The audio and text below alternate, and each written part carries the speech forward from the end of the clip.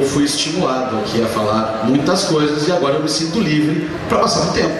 Se antes eu me sentiria angustiado, agora que todo mundo falou o que quis, o tempo que quis, e agora é uma água, eu vou falar o tempo que eu quiser. Tá? E eu vou começar falando com vocês, eu vou fazer algumas sentenças, alguns formulados, tá? E depois eu vou desenvolver. E já que é uma água, é democracia, o contraditório está sendo exercido, eu me sinto tranquilo. Qualquer coisa eu peço pro Fernando, ali liga para a brigada, para trazer escolta, para depois eu sair, tá? Mas qualquer coisa a gente, vamos viver na água, tá? Se alguém sentir vontade de me atirar uma pedra, alguma coisa assim, tem os psicólogos, os psiquiatras que podem ir, eles vão poder tirar esse estresse de vocês aí e vão me ajudar. Mas vamos lá. Primeira coisa, primeira sentença: tempestade no copo d'água. Primeira coisa que eu devo dizer para vocês.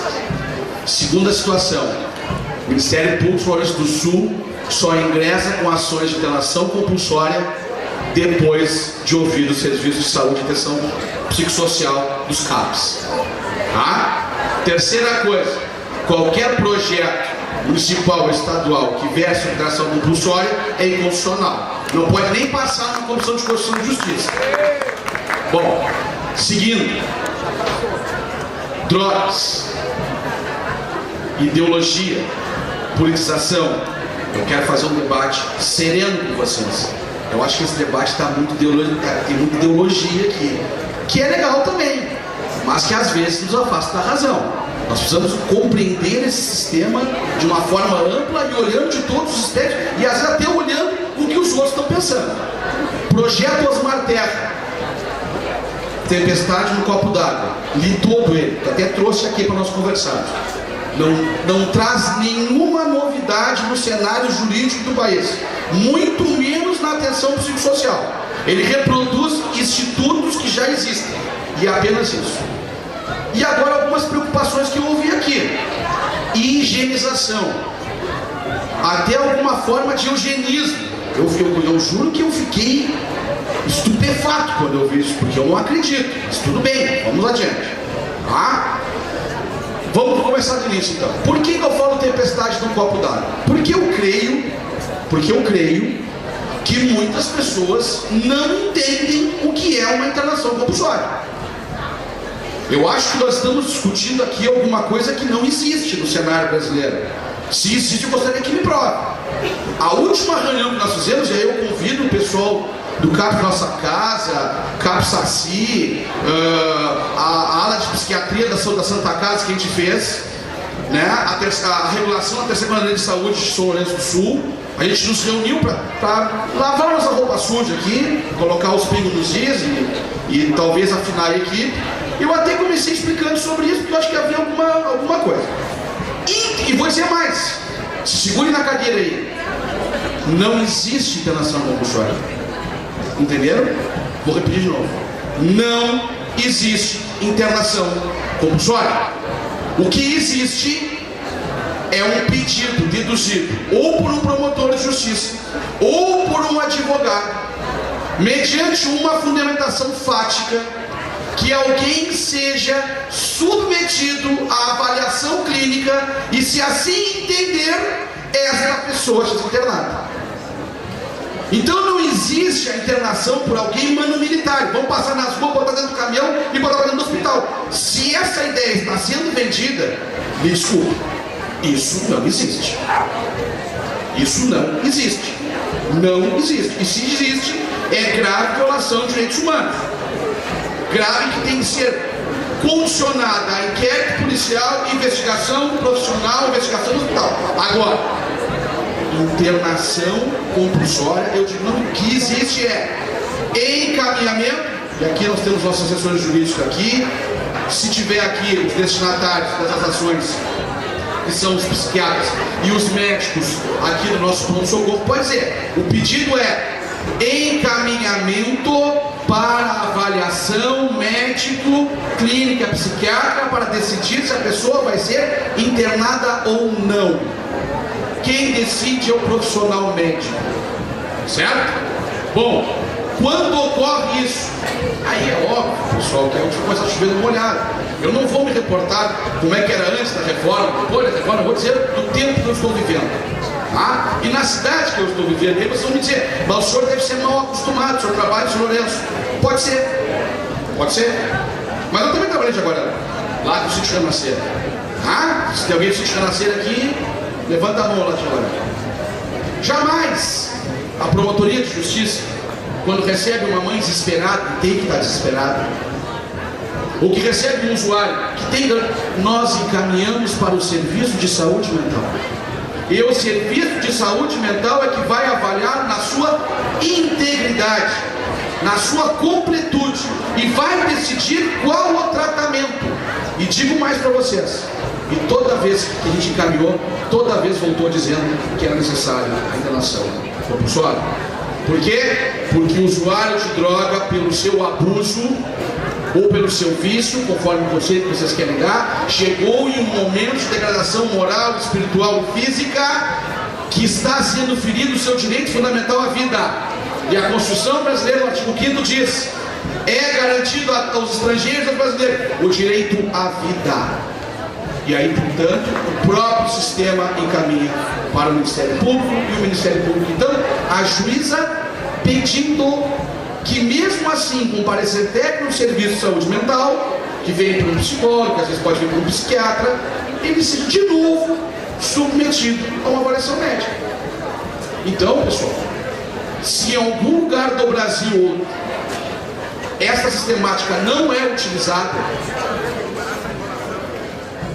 é violação de direitos humanos. Não existe botar alguém. E existe a internação involuntária aqui. A componente da mesa, acho que a secretária nacional de atenção à saúde mental já explicou, né, que ela é precedida por um familiar ou pelo próprio dono da saúde, e depois comunicada ao Ministério Público para dar uma olhada para ver o que está acontecendo, né? Que é raro, que eu peguei duas em São Lourenço até o momento, que eram duas, né? Duas a gente recebeu. Do resto, pessoal, não existe.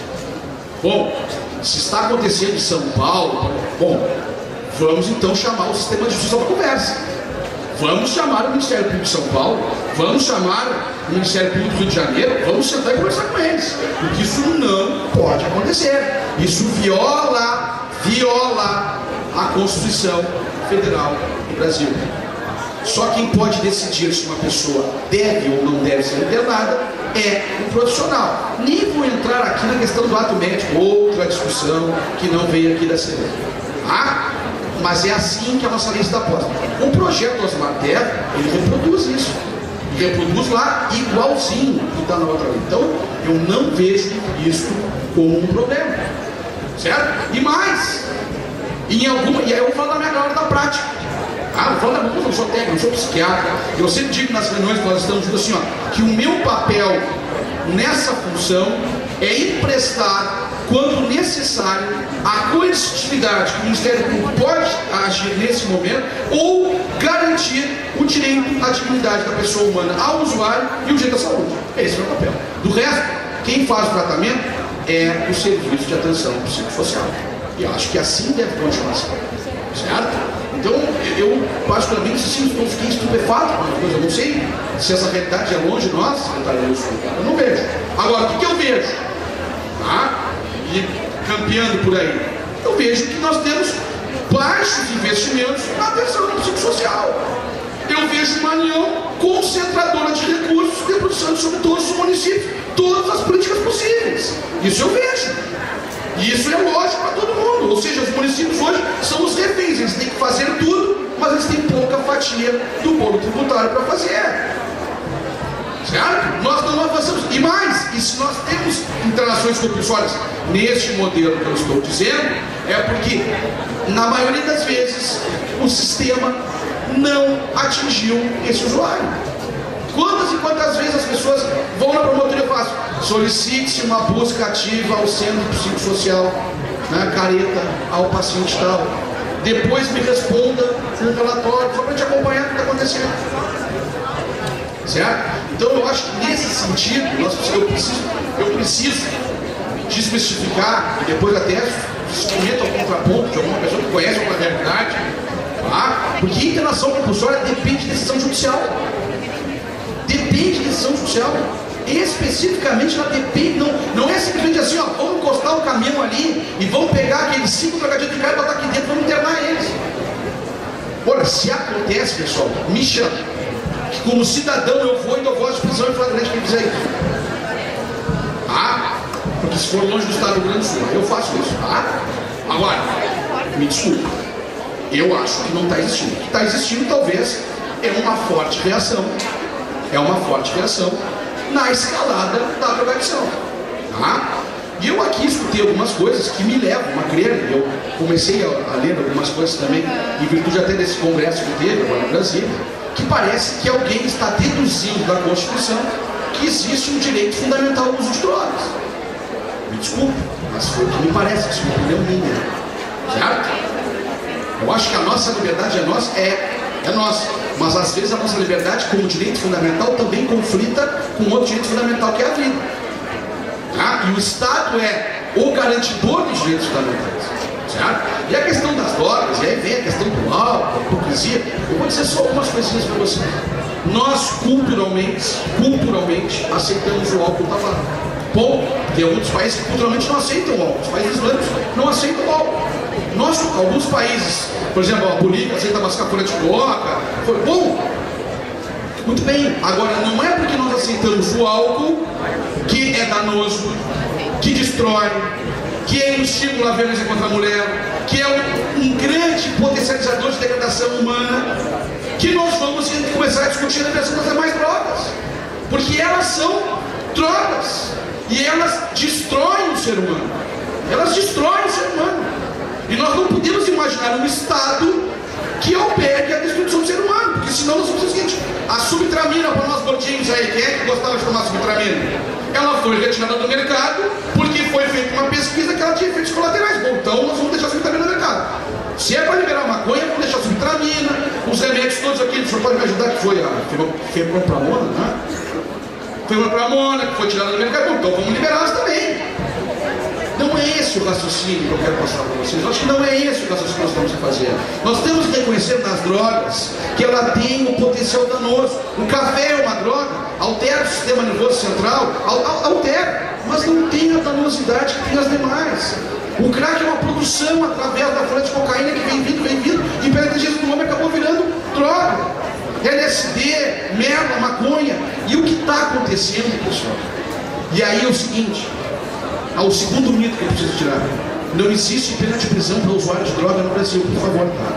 Se alguém continuar replicando isso, por isso que eu me assustei quando eu vi ali, cuidado a aprender, porque daqui a pouco assim, ó, o artigo 28 da lei 11.343/2006 é muito claro, ó.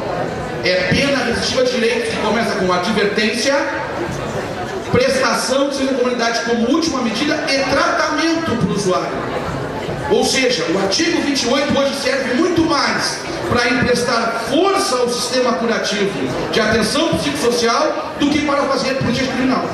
Então, se está campeando no meio aqui que ainda se prende o usuário de drogas, é uma falácia, para não dizer mentira, porque aí mentira como chamava o promotor gordinho, que ele é mal educado. Então, é uma falácia. Não existe prisão, certo? Bom, inúmeros países liberou, nenhum país liberou o comércio de drogas, nenhum. Me rebata se eu estiver errado. Nenhum país liberou o comércio de drogas. Nós temos experiências em que o porte para uso pessoal em determinadas quantidades que são pequenas ou em determinados lugares podem ser aceitas, mas ninguém disse que a maconha está livre, que a cocaína está livre. Não existe experiência no mundo igual. Existiu uma em Zurique que foi um fracasso, foi a geração perdida. E aí os experientes, eu só guiei, certo? Uma geração foi perdida pelo LSD e pela heroína. Bom, a empresa portuguesa aumentou o consumo de certas drogas. Não sei qual relação. Agora, a experiência que foi premiada pela ONU é a sueca, que inclusive foi ouvida pelo Congresso Nacional Brasileiro, no Senado Federal, foi ouvida a experiência sueca, em que na Suécia o crime de uso de drogas é de 3 anos, certo? E lá todas as substâncias são proibidas. E eles não distinguem entre álcool, não distinguem. O álcool até, eles estão caminhando e pensam nessa proibição. mas ainda liberado, mas lá é o melhor sistema. Por quê? Porque eles investem em prevenção, e é aqui que nós temos que começar. E a experiência do tabaco no Brasil é verdadeira, ela foi extremamente exitosa. E ao contrário que disse o digníssimo psiquiatra que eu esqueci, lá no tabaco tem um câncer podre para fora, de pulmão, tem um cara com potência sexual olhando, e por que nós não podemos botar na rua que o crack mata? E mata sim! E quem é que vocês que trabalham com usuários de crack não sabem que eles morrem? Todos nós sabemos disso, eles estão a cada dia sendo cada vez mais fragilizados, flagelados, aniquilados enquanto seres. Eles estão sendo reduzidos à sua humanidade a ponto inacreditável. E nós vamos continuar vendo isso, pessoal, e vamos continuar discutindo sobre legalização de drogas. Me desculpe, eu acho que não tem espaço para isso no Brasil. Tem espaço sim para discutir tratamento, educação, investimento. Isso que nós temos que discutir. Para quê? Para acabar com essa chaga social que a droga vem arrebatando a cada dia. Se existem alguns usuários que conseguem conviver com a droga, pois bem, mas existem inúmeros irmãos nossos brasileiros que estão morrendo, inúmeras famílias que estão chorando, degradação humana. Então, o que me fica sobre tudo isso, e aí, é que nós precisamos parar e olhar para esse processo da droga, e olhar sim, e ver uma pessoa humana ali, que tem direitos, que tem que ser respeitada, mas que sobretudo o Estado brasileiro tem que encampar o seu tratamento, lhe garantir lhe garantir uma dignidade própria que lhe foi retirada por uma escolha dele. É isso que nós precisamos ver. Nós temos que espraiar a atenção psicossocial, nós temos que ter cada vez mais psiquiatras, psicólogos empregados. Não pode acontecer como Pelotas lá, que eu ouvi alguns, eu vou no CAPS lá, eu marco para consultar hoje, daqui eu tenho daqui a 3 meses. Pô, para aí. E nós precisamos pensar nisso, nós precisamos tirar uma decisão dessa plenária que reafirmamos o tratamento, precisamos de mais investimento em saúde, reafirmar a atenção psicossocial também para o usuário de drogas, e pensar no SUS e tirar do papel todos os pactos, secretário, que são lindos os pactos do SUS, mas nunca se referem, nunca se realizam. A PPI da Zona Sul, da terceira, eu estou esperando sedento que ela apareça, ela não aparece nunca. E para quem não sabe, PPI é Programa de Pactuação Integrada. E aí o seguinte, os grandes centros, quando eu descobri que Pelotas pediu leitos em São Lourenço, eu quis me atirar da cadeira para trás.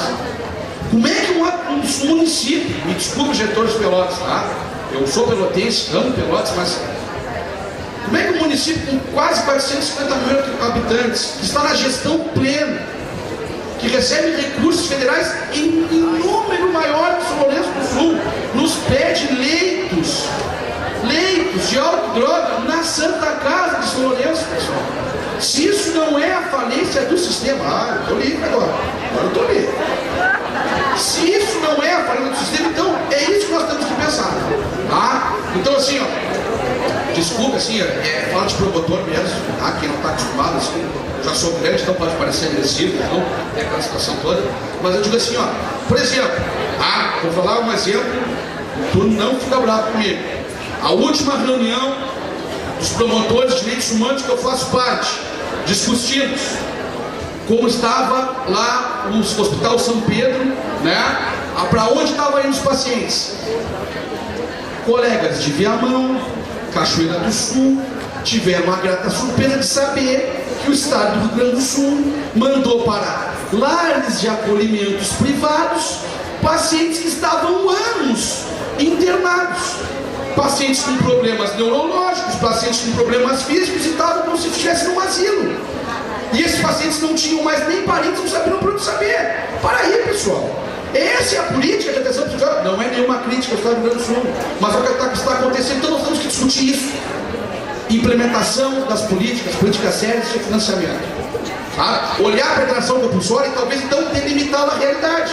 Dizer que ela só vai poder ser exercida quando o médico aceitar e quando ela passar pelo centro de atenção psicossocial. Porque se ela não tiver o respaldo do centro, bom, realmente, vocês têm razão, está sendo subvertida a política de atenção. Bom, então desculpe, assim, esse meu desabafo, assim, colocando, eu fiquei muito tempo sem falar, também sentado, não é do meu feitio, tá? Acho que é importantíssimo esse fórum, eu acho que a gente tem que avançar. nas políticas contra as drogas, tem que avançar nas políticas de saúde mental. Nós temos que poder conversar. Eu acho que todos nós precisamos sentar na mesa e precisamos se integrar ao sistema de justiça. Agora, tem o secretário de Novo Hamburgo, né?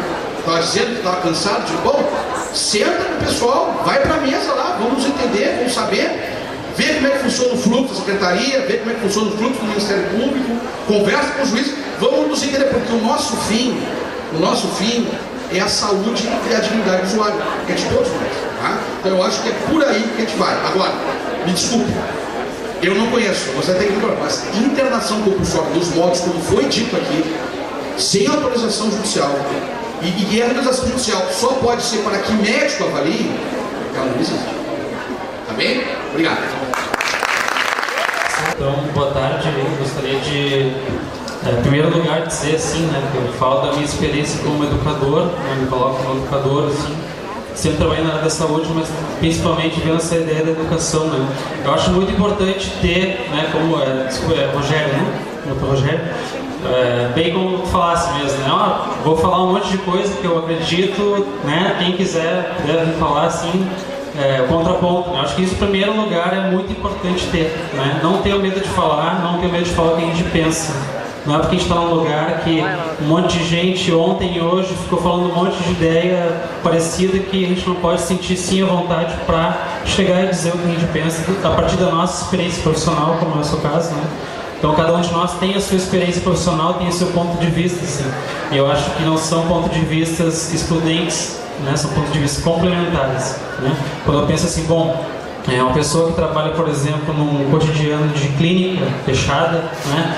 Tem uma experiência ali que ela vê todos os dias pessoas chegando no seu serviço, pessoas em situação, enfim, com vários problemas a serem resolvidos, questões da vida, né? Talvez uma coisa que ajudou elas a receber um diagnóstico, como a gente chama, de dependência química, o uso de alguma droga, mas como a gente viu assim, então, tem várias coisas na vida, não só o uso na droga, né? E eu acho que é muito importante porque tu mesmo falasse, né? Então, assim, está faltando mesmo a rede de atenção psicossocial. Então, isso é um ponto comum, assim.